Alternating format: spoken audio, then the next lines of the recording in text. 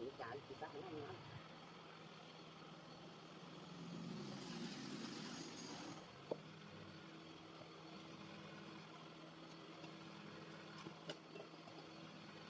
Bỏ vô thì chặt đấy.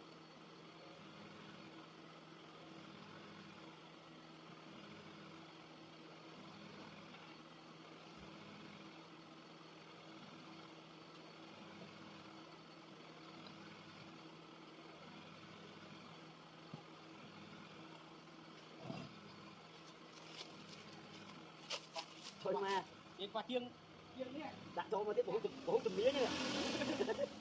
Thì có bên ta chiên nó tay cái thứ.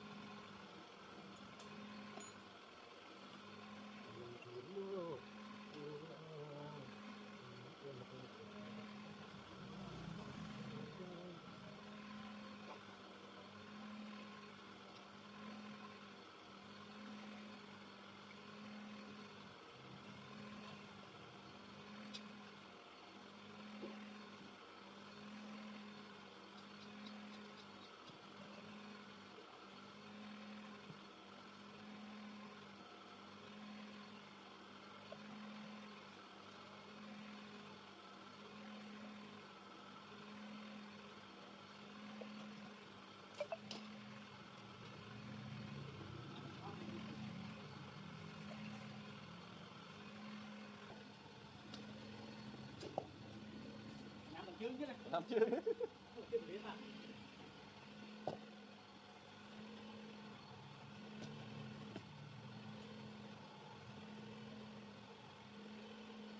bánh cái bún đi.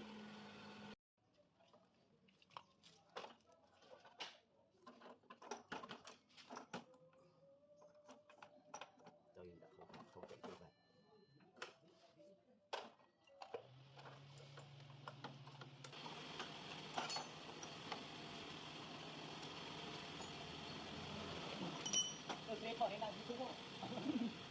cho anh phở đi cho mình đã nó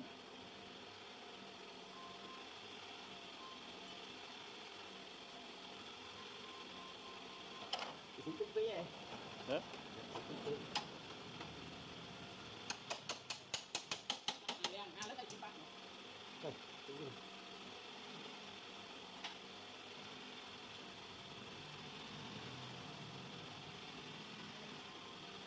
tôi chẳng là hết đấy mà mò cái băng này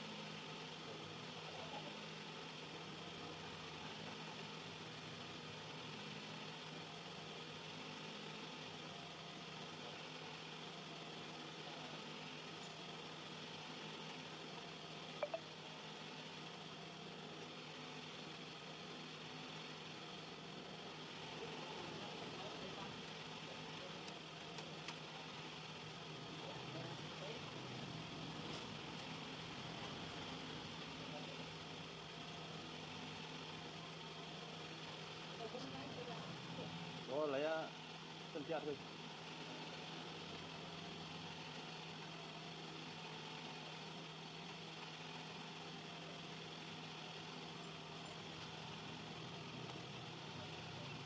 thịt kia miếng đó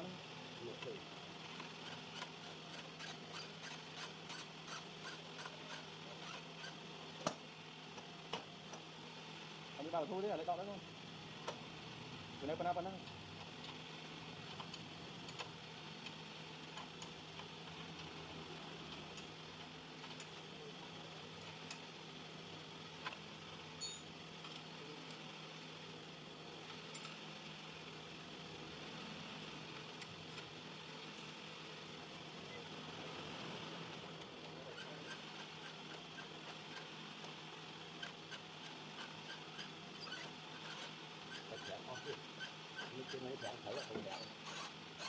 chở tới chuyện đâu thôi tới nồi lao không mà ta nữa Yang nên là không thì luôn.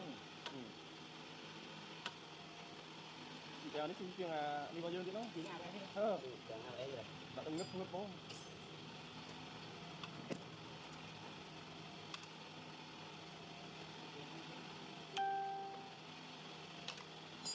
Cà cọp. ai đấy Cà cọp. Thôi